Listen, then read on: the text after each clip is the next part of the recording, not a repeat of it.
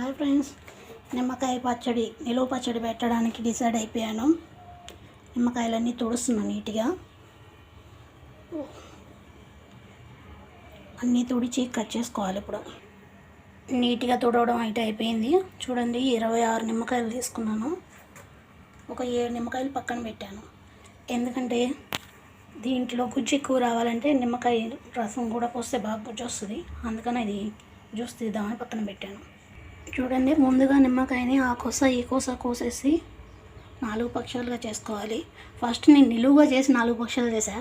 అలా చేరేమో అని మళ్ళీ అడ్డంగా చేసి 4 పక్షాలు చేశాను.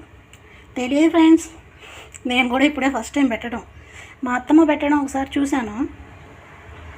మొన్న నేను దుబాయ్ వచ్చేటప్పుడు పెట్టి ఇచ్చింది నాకు. నేను కూడా ఉన్నాను, కానీ గుర్తులేదు నాకు. చూడండి ఫ్రెండ్స్, అన్నీ కోసేసాను 4 పక్షాలుగా. లోపల గింజలు తీస్తూ ఉన్నాను. మొత్తం 26 కాయలు తీసుకున్నాను నేను.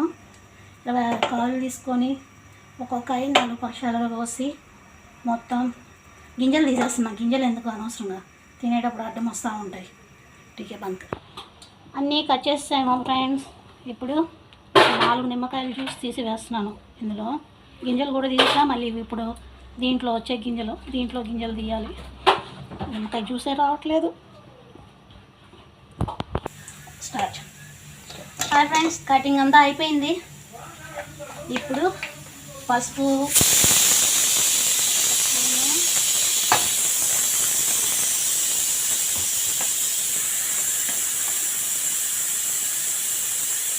కారం 1 స్పూను,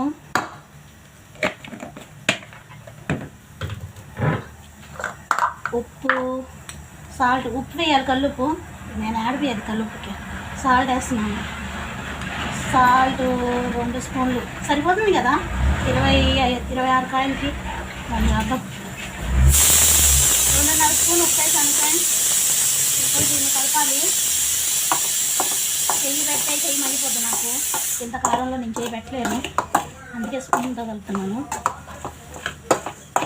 చూడండి, లెమన్ నిల్వ పచ్చడి ready. How is it friends? Please comment. మీకు నచ్చితే సబ్స్క్రైబ్ చేసుకోండి, లైక్ చేయండి, కామెంట్ చేయండి. కామెంట్ ఎవరు చేయట్లేదు.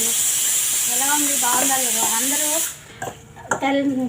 పండిన నిమ్మకాయల్లో చేస్తే నేను పచ్చి నిమ్మకాయల్లో చేస్తున్నాను. అయిపోయింది ఫ్రెండ్స్ నిమ్మకాయ పచ్చడి, నిలువ పచ్చడి. బంకాయ.